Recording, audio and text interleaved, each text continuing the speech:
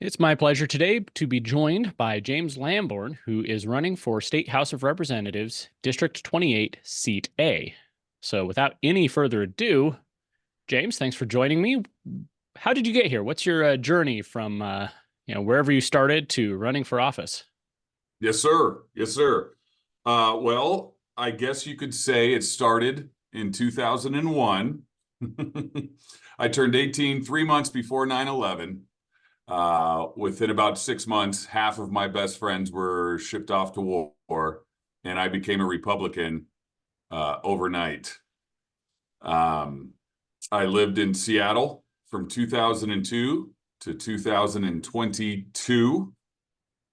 Um, and in 2020, we kind of saw the downfall of Western civilization over in the greater Puget Sound area with the shelter in place orders and the COVID vaccine mandates, the mask mandates, all the BLM and Antifa burning down cities around us, the Chopped and Chaz zone, um, literally just roaming bands of armed defund the police types holding an entire neighborhood hostage. Capitol Hill was a really nice area in Seattle. So I guess basically over those 20 years in Seattle, as a Republican, I saw the state, especially the western side, but really now the whole state, get bluer and bluer and more leftist until it got socialist, Marxist. Um, and Brian, I worked on the University of Washington campus for 10 years as a route sales rep for Aramark Uniform Services. I was a Teamsters union guy. Um, so I'd spend all my day on the campus arguing faculty and students, actual full-fledged communist Marxists that were proud of it, sort of sharpening my own conservative constitutional teeth on them. And then when I would get back to the plant, I would sit and argue with my socialist shop steward and his group of thugs. And eventually, over the years, my group got bigger than his, and we would sit on the loading docks at 5 a.m. and argue every day and debate. And in 2020, I realized the debate was over. These people were done talking. There was no more attempting to win hearts and minds over to the patriotic, pro-American, conservative, Christian, constitutionalist way of thinking and seeing the world. They just acted. It was full-fledged tyranny right before our very eyes, and I know it happened all over the country as well. Seattle was one of the worst, I guarantee it. And my wife and I said, well, it's time to move to the super conservative red stronghold, Idaho. And we just drove east and south until we found a town that didn't remind us in any way, shape, or form of Seattle. That was American Falls, population 4,500 people, one street light in all of the county. And we settled here, and that was about 2.5 years ago. But it didn't take us long, Brian, about 6 months before we realized that this state is actually purple, not red, especially this side of the state. And that is what motivated us to get politically involved, because we don't want to see what we just fled ever come here. Because if Idaho falls, where else do we go? If they fall to the Democrats, where else is there to go? Yeah, I remember, Ronald Reagan's famous speech in 1964, "A Time for Choosing." He was saying the same thing, that there was a Cuban refugee who fled Castro and came to America, and you know, somebody, he or a friend of his or whoever he's relating the story from said, well, you're lucky to have made it. And he said, no, I'm lucky to have had a place to escape too. And I think a lot of people, felt that way about America. And now that America's going the way it is, we're feeling that way about Idaho. Yes. My, I came from Western Washington, lived there until 2018. I was Wow. actually a PCO in the King County Republican Party. So Oh, I don't know if we ever crossed paths then, but we moved out wow. here before COVID, luckily. And looking back, that was proof that I made the right choice at the right time. That's right. That's right. Yes. Yeah. As bad as things were here in Idaho, I mean, we have a lot of complaints. You had people arrested for praying outside, a mother arrested for taking her children to the park, businesses, churches were shut down. It would have been it was 100 times worse in Washington and the other West Coast states. That's right. That's right. I couldn't believe it. It all happened so fast. And we had to sort of pinch ourselves and say, this is really happening. So, um, and it was. So we joined up about, like I said, within 6 months of being here, we joined the Power County GOP Central Committee. I'm the vice chair. My wife, Misty's the state committee woman. Oh. Um, and it was amazing, Brian. When we got here, there were 3 people on the entire community. I'm sorry, the entire committee. And one of them literally had an oxygen tank. I mean, they had just been, the thing was about to die. The whole committee was about to cease to exist. And it took us a year, but Misty and I got the entire committee filled with conservatives. For the first time in, I think, about a decade, all seats are filled. So it's, there are a lot of engaged folks that are sort of tired of the good old boy network down here, where there's a small group of people that are landowners and high up in the church, and that are sort of controlling the political narrative Mm-hmm. down here in Southeast Idaho, picking and choosing who they want to be there. And I think there's just this whole resurgence, this underground of people that are starting to become emboldened and say, enough's enough. You guys have sold us out to the leftist Democrats down here, who call themselves Republican, Brian. That's really, people ask what my platform is. My platform is honesty in party affiliation. If you're a Democrat, fine. That's how you see the world. Good on you. That's your right. What you don't have a right to do is to lie to all of us and say you're a Republican just because you've made a cold political calculation that you want a career in politics in Idaho. You're just dishonest.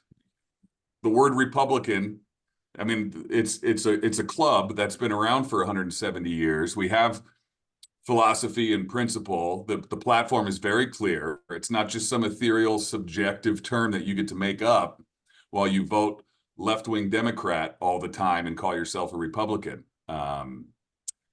We want nothing to do with a uniparty, one-party system. Ask anybody from the sort of former USSR, Eastern Soviet bloc, or anybody from South America.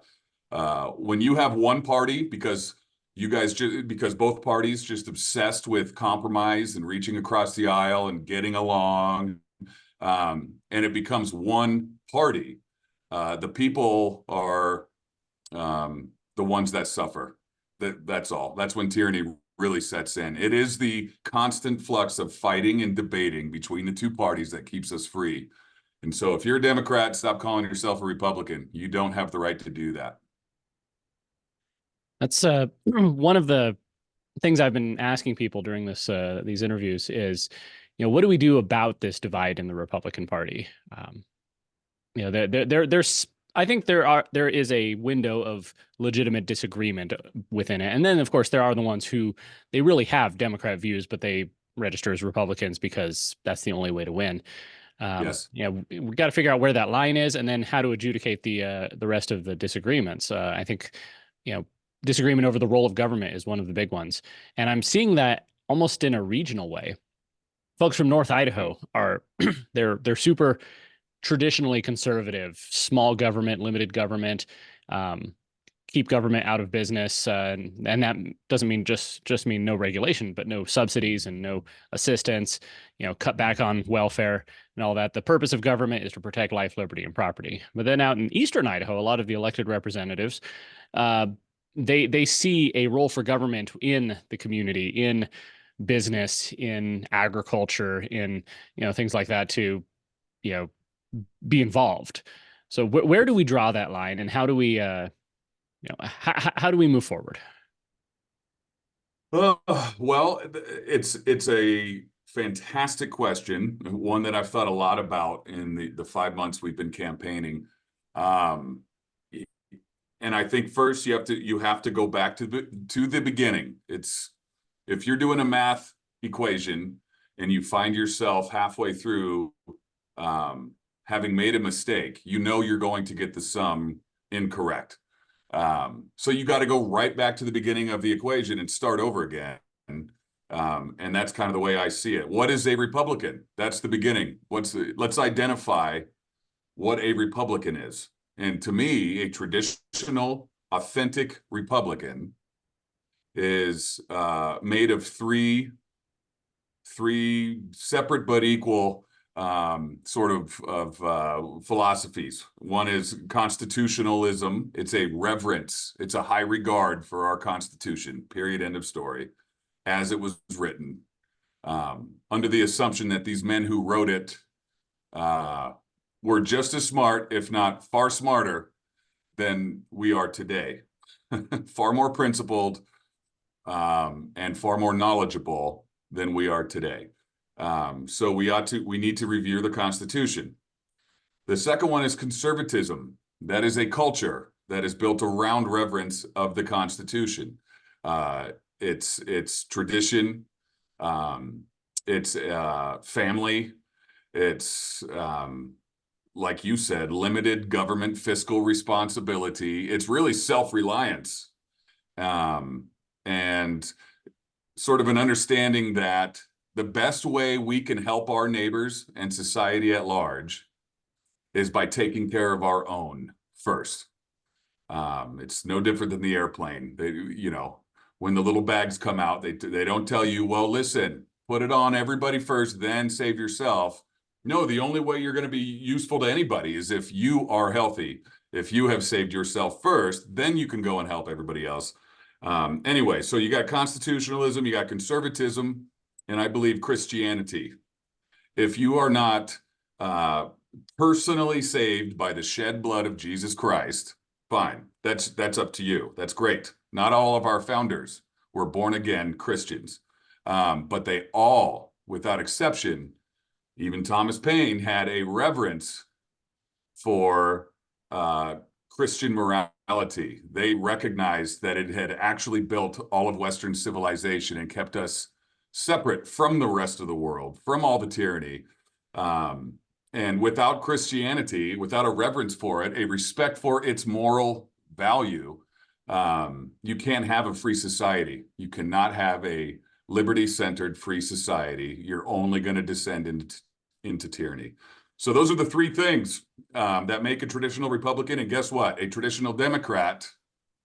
Well, and see, I say that the last 20 years, we're not dealing with dad or granddad's Democrat Party. So I don't even want to say traditional Democrat. Today's Democrat Party disagrees with all three of those: constitutionalism, conservatism, Christianity. They are the extreme opposite on all three fronts. And so there is no compromise with these people. We are there to defeat them. Period. End of story. On the floor of the House, on the floor of the Senate, in the gubernatorial seat, in every, like you said, on the PCs, on our central committees. We are not there to get along with these people. We are there to defeat them. Any more than the Seahawks and the Cardinals were there to get along with each other. At halftime, they join and become one big team and start playing against the audience, against the fans. That's not how it works. It's two competing entities, and one needs to win. Period. Oh, I'm not sure where to follow up. No, that was great. and if I could follow up to your point, Brian, that you made, yes, there is so much room for disagreement on the peripheral topics within the Republican Party. As Reagan said, it's a big tent party. We don't all have to agree on every single little iota, but there are fundamental underlying truths that we do have to agree on if we are all to call ourselves Republicans. And I think it centers around the role of government, to your point. Well, one thing I would say is that the Democrats, they've, adopting a progressive mindset means that they're always chasing a moving target, because you can always progress further toward whatever. 20 years ago, Barack Obama and Hillary Clinton said that marriage is between a man and a woman, and then they evolved their positions, because progressivism is always pushing the envelope one way, and that naturally pulls conservatives the other way. Today's conservatives, many Republicans don't want to repeal Obergefell. Republicans, when they were in power in 2017, couldn't repeal Obamacare. much less the Great Society, the New Deal, all the, changes in the role of government that the Democrats have pushed over the last 100 years. So, yeah, we're not going to unwind that overnight. Earlier this year, and I've brought this up to other candidates, Representative Redmond brought forth a bill that would put sideboards on Medicaid expansion. And hundreds of people signed up to testify against it, saying that you can't do this because I'll lose my benefits and I'll die. Yes. So and there's two problems with that. One, we obviously don't want anyone to die, and so if they're reliant on a system, just yanking it out from under them is maybe not the best thing to do. I don't know, maybe some tough love is necessary. But at the same time, in a political system, in a representative republic, you need to win votes. And if they're going around saying that you're going to cause people to die, then you might not win, and so you can't implement your agenda.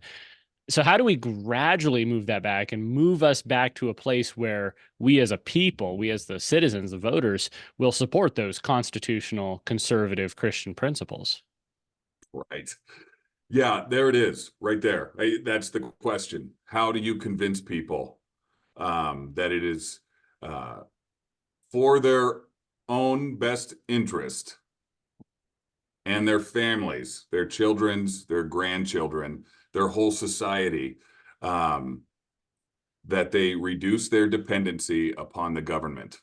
And I mean, we could sit here. I've seen it so much on the campaign. I'm sure you've run into it your whole life, Brian. You sit there and explain these things to people, and it's like, beaded water off a duck's back. You see their eyes kind of gloss over, especially when you mention the Constitution, or the Bill of Rights, and they just go, "Oh, what's that got to do with me? I've got my check coming. I need my check to keep coming. I've my whatever it is, welfare, EBT, disability, whatever, or subsidies on farmland, solar checks coming in on farmland. These are super wealthy farmers, in many cases, that are far wealthier than the average person in their community. And they're arguing with you about, don't cut my government subsidies, don't cut my solar checks that are coming in from this shell company that's doing the bidding of the Biden administration all over the country, that's not going to even exist in a couple of years, that came here and set up thousands of acres of industrial waste solar farms on our ag land. Don't take that stuff away from me. It's kind of the rich stealing from the poor. How do you beat that? How do you get somebody to acknowledge something higher than their own personal self-interest? And that is the question. I think there needs to be a revival. Spiritually, I think we need a revival logically and reasonably. And I really do think, here it is, Brian, I think we need to break the public school unions because it all starts with the little kids. They're growing up generation after generation, seeing the government as the giver, the big giver to them for everything they need. As a union man, I promise you, public school teachers unions have nothing to do with unions. These are bureaucracies. These are unelected government groups within the executive branch that control the information coming to our kids. There's nothing union about them. When I was a Teamster, every 2 years we would go and collective bargain against the corporation, the private corporation, right, for better wages and better benefits. It was called collective bargaining, and then it happens in every real actual union. Public sector unions, quote unquote, particularly AFL-CIO and all the school teachers unions, they're collectively bargaining against their neighbor, saying, give me more of your money and your family's money, because we're super important and we are raising your kids in school 40 hours a week or whatever it is. We are molding and shaping these kids. It's just the government growing children. That's what it is. And I think we've seen, I was 16 or 17 when Columbine happened. We've seen all the school shootings in the last, since then, however, 100-fold since Columbine. Why is that happening? Well, let's be honest, it has nothing to do with guns, as the Democrats would have you to believe. It's the culture in the public school system. It's happening in the public schools all over the country. Obviously, there's something very, very wrong with the public schools, and in the last 100 years, they've been going the absolutely wrong direction. So that would be step one, I think, is break the dependency of these, break the control of the public sector unions over our public school system, which means bringing schooling far more into a local position. So how do we do that? There was a bill this year that would have simply stripped the right of some teachers' unions to use public funds for union activities, because they, as part of their contracts, they were negotiating, okay, I get 1 day off every month to go do union stuff, or 1 day off every month to go do, campaigning on behalf of the union. And it was a bill that would have stopped that. And not only did the teachers unions oppose it, obviously, but also all the other unions. They came in and opposed it too, because they were standing in solidarity, all the unions. And so that one, I think it made it out of committee, but it didn't make it off the floor. Uh, Much less anything like school choice that would, give parents, especially parents who don't have the income to do private school or homeschool, it would have given them the options to do other alternative, educational systems. So what do we do here? How do we reduce that power? Well, I was 4 or 5 when Reagan was at the peak of his power, but I remember Dad talking about the air traffic control Mm-hmm. union. I think they were a union, the air traffic controllers.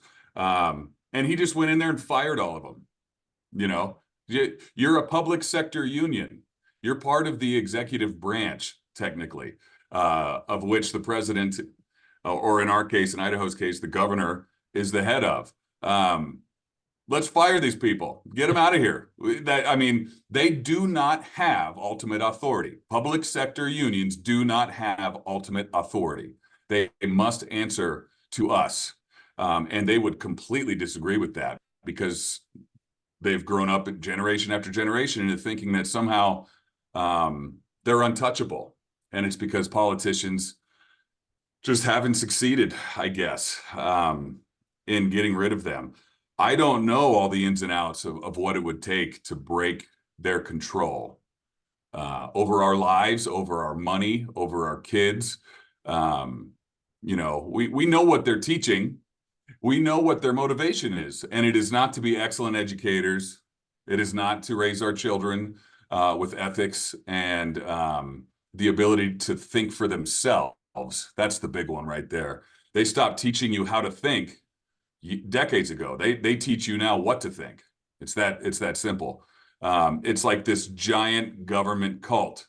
And they're very powerful. They're very funded. And you're right, they control the narrative. That gets us into the media, who's all in their pockets, controlling the narrative.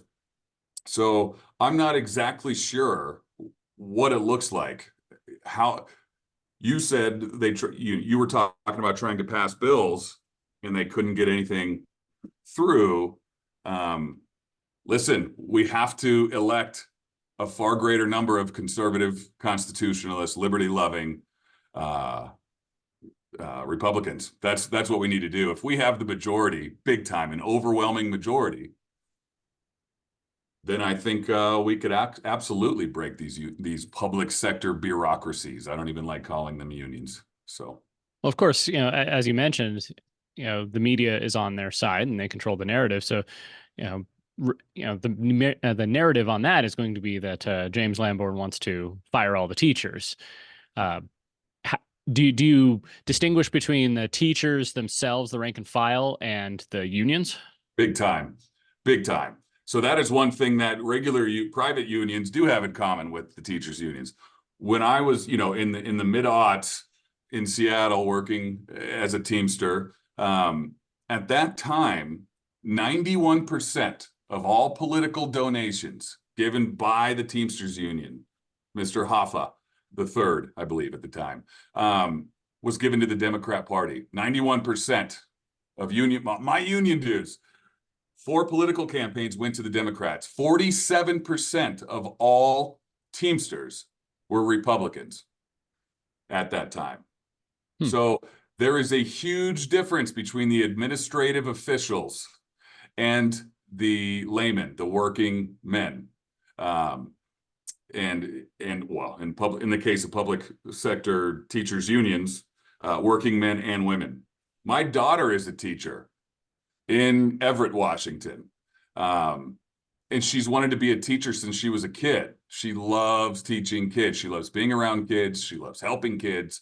And I think she's indicative of most of the rank and file teachers who are completely under the oppressing thumb of their administrative staff, these high up government officials, these bureaucrats who control their narrative and their curricula, their behavior. And so, yeah, I know you're right. I know that would be the narrative. Oh, James Lamborn hates teachers. No, I love teachers. I want them to be free to teach.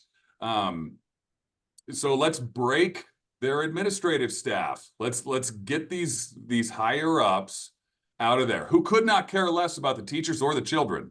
They couldn't care less about children. They care about power and money and influence. That's all they care about because they are high up government officials and they're protected and entrenched and tyrannical. So it's the same thing as, I would compare it to Fauci. Everybody within that department, what is it, Health and Human Services? Not Health and Human Services. Uh, Everybody within that federal executive branch department that Fauci runs is not indicative of Fauci. So anyway, that's kind of the way I feel about it. well, it's certainly a tall order. Based on your experience and your skills and your perspective, where do you see yourself doing the most good? You get to the legislature in this December, you're voting for leadership, you're picking your committees, preparing some legislation. What committees do you want to serve on, and what bills do you have ready on day one? I have no bills ready on day one. The first thing I would like to do is round up all of the constitutional, conservative, traditional Republicans and say, hey, how do we cut spending? Let's make that our core focus this session. Let's get a game plan. To me, spending is the most important of everything. Financial strength is inextricably linked to independence and freedom, whether you're talking about an individual, a household, a company, or a state, a government. If you are less free if you do not have your finances in order. And so when you're borrowing so much money, you can't pay it back anytime soon. When the state of Idaho is now almost 50% federal, our budget, every single one of those federal Biden DNC dollars comes with a big, thick string attached to it. It's called slavery. It's called we are owned. The borrower is slave to the lender, I believe the book of Proverbs says. So, and that's 100% true. Whether it's your huge mortgage that you can't afford, you're slave to JP Morgan Chase. Whether it's all the financial irresponsibility and disrespect on behalf of our governing officials, what they do with our money. Brian, you work your whole life toiling and slaving away, saving money, trying to do everything right. Your sweat equity just poured into this thing, your finite life energy, given most of your time to labor. And then to watch these government officials who supposedly want our best interests and who supposedly represent us just spend it like there's no tomorrow. They literally just take your money and burn it right in front of you and laugh at your face. That it's not good. They need to go. It's disrespectful. And so Anyway, and it's dangerous. It's suicidal. So that would be the first thing I want when I get there. That would be my absolute number one priority. We have got to cut spending. Period. End of story. And it wouldn't be hard to do if we had the will to do it, if we had enough conservatives in there. Well, one thing I've noticed is that for every single line item in every single budget, there's somebody who says that this is important. You can cut other things, but not this. And so, they argue it in JFAC, and then it gets to the floor and they argue it there. And that, every single line item. So how do you pick and choose? How do you prioritize? Where can we actually cut? Because there's somebody who will be hurt by it because they're dependent on government for this or that, and then they'll go to the media, and of course that'll be the story. So I'm not saying you should be a slave to the media or anything, but I'm saying that's just the reality, that's the narrative they'll construct, and it makes it that much harder to continue to come back and do your job. Right, right. So I think in cases like that where you have to make tough decisions, that's where you fall back on the high principles, high ethics, high philosophy of being a constitutionalist, conservative Christian, a traditional Republican. When it's not about you, it's not about your individual preference, it's not about your career in politics. It's not about being the most popular person in the world. It's about adhering to the principles that are ethical and moral and wise. The principles that have nothing but wisdom in them. And so I think that's where a lot of these guys go wrong, especially these sellout Republicans, which we see all over Southeast Idaho. They think everything ends with them and what's good with them. And if they get confused, they're easily led by some lobbyist or some special interest group or whichever the majority is at that particular time that's pressuring them. And you're not there for you.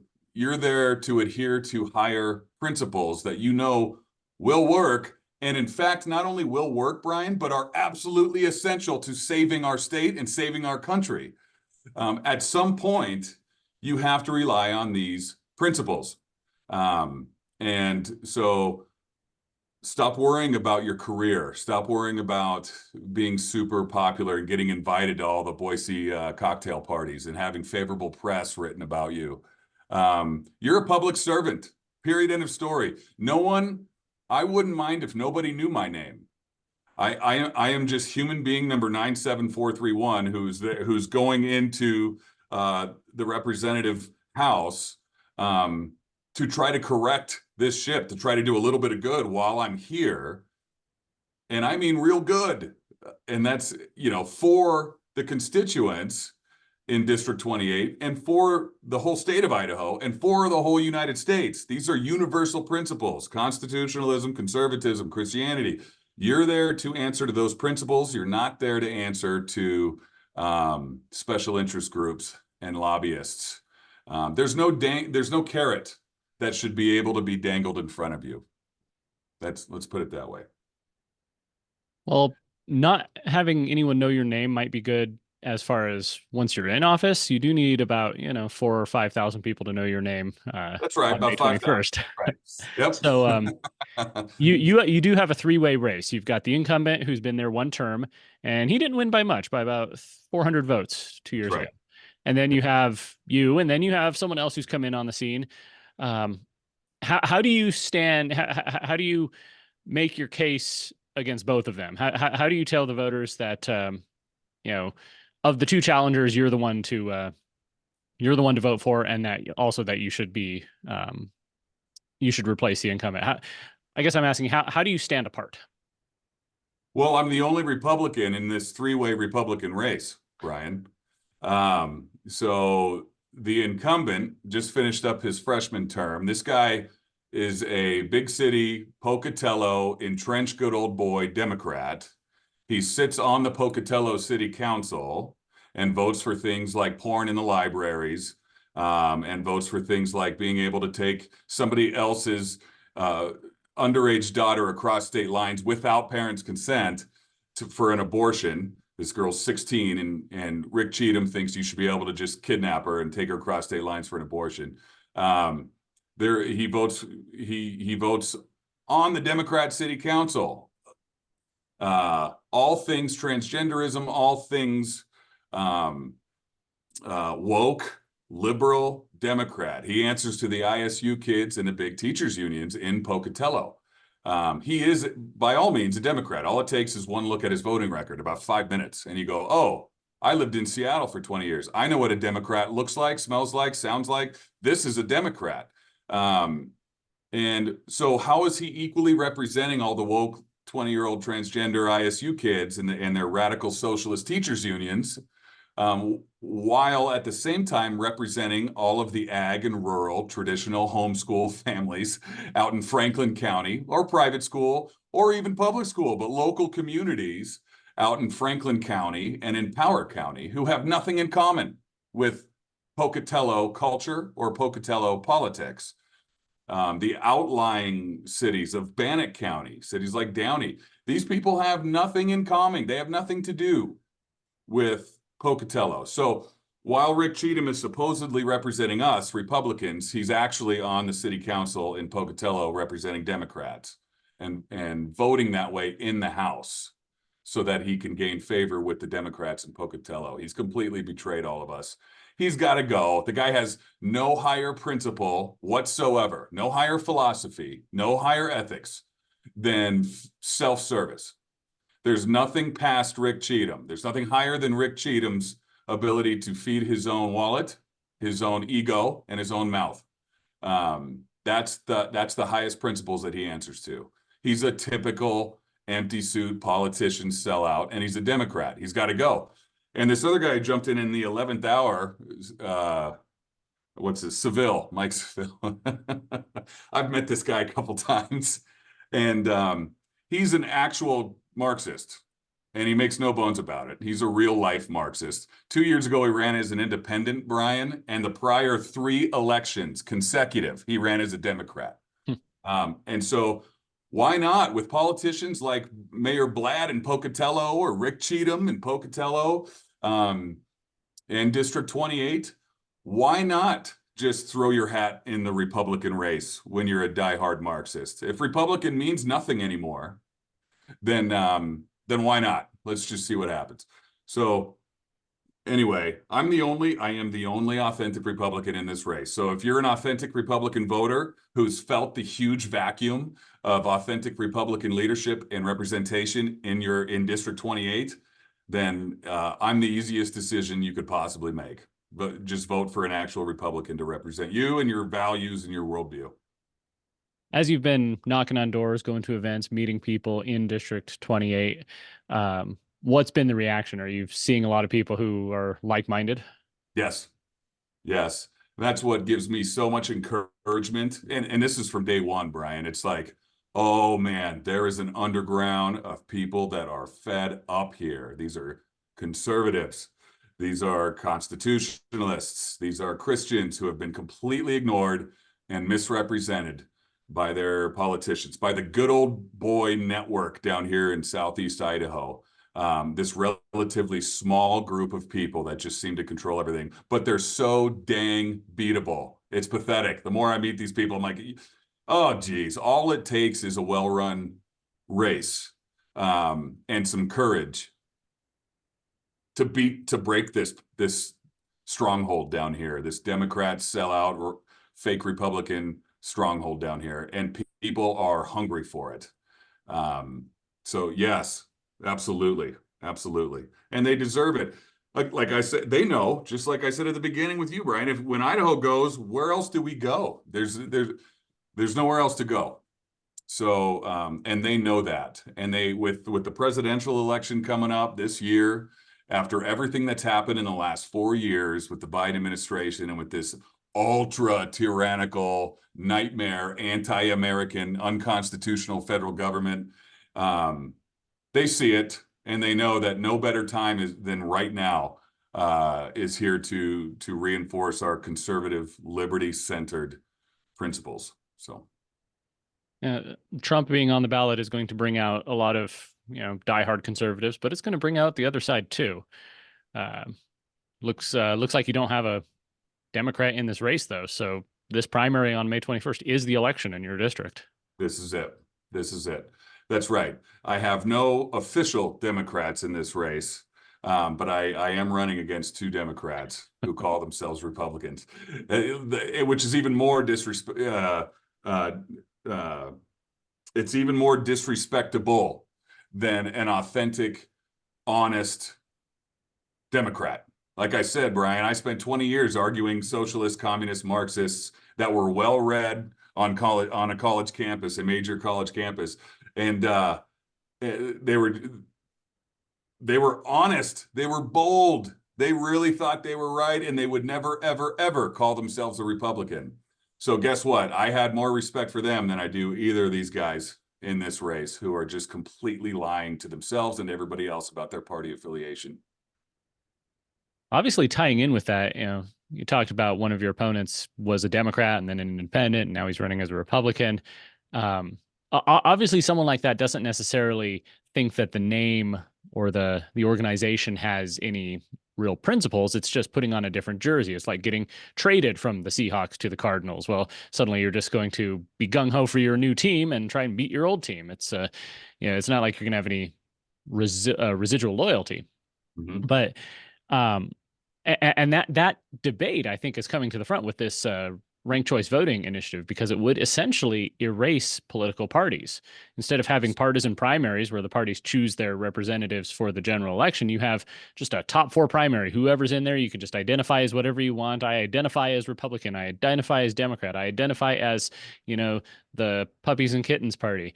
It doesn't matter, and it just breaks down whatever's left of those organizations. That's right. That's right. Yes, which is why all the Democrats in Idaho love it. They love ranked choice voting, and all of the fake Republicans love it as well. So Rick Cheatham's huge on ranked choice voting. Hmm. It's the biggest election integrity failure, fraud that we have in our state, probably ever in the state's history. Ranked choice voting is targeting red states. It is the brainchild of the DNC. It's not an accident. This is happening during the Biden administration. This is just yet another attempt from the National Democrat Party to turn red states blue from within, not by winning in the realm of ideas, not by swaying hearts and minds, by subterfuge. And that's exact. There's only one party that's favored by destroying the Republican Party from within, and that's the Democrat Party, by just saying, listen, there are no parties anymore. You can identify as this. We can just transgender our party affiliation. And of course, that's what the government wants. They want one party. That's what the government needs. And that dang Constitution and that dang culture of conservatism with all of our guns and our Bibles that we cling to, as Obama said, all us rabble rousers and dissenters and deplorables, as Hillary Clinton called us. If we could just break their will and their spirit and this whole idea that we're actually born free and the government's here to actually protect our freedom, not subvert it and dominate it and destroy it. So anyway, that's what ranked choice voting is. It's the destruction of our electoral process in Idaho, and it's not just Idaho. They're attempting some version of this in many states, and they will continue to until they're resoundingly defeated. So we defeated it once. Idaho did in the legislature, and now it's an initiative. They brought it up to an initiative, and they call it open primary because communists love to play with words. They love to play with verbiage just to confuse the heck out of the everyday average voter who isn't paying all of their time and attention to what's going on in the House because they have families to raise and jobs to work at. So open primary, doesn't that sound nice? It sounds so inclusive. It sounds so positive. It's the open primary, guys. No, it's ranked choice voting. It is the destruction of the Republican Party, and it is the destruction of your electoral ability to choose your representatives. So let's say, worst case scenario, the initiative makes it to the ballot and then it passes because enough people are fooled. Mm-hmm. You make it to the legislature day one. Do you vote to repeal it? 100,000% on day 2, on day 3, yeah. Listen, this is the ball game, Brian. Ranked choice voting is the ball game. I think it's the end. If they get this in, if we can't get rid of it quickly, Alaska's still trying to get rid of it. They haven't succeeded at getting rid of it. It is, as far as I know, I don't think they have. It'll take years and years, and it probably won't happen.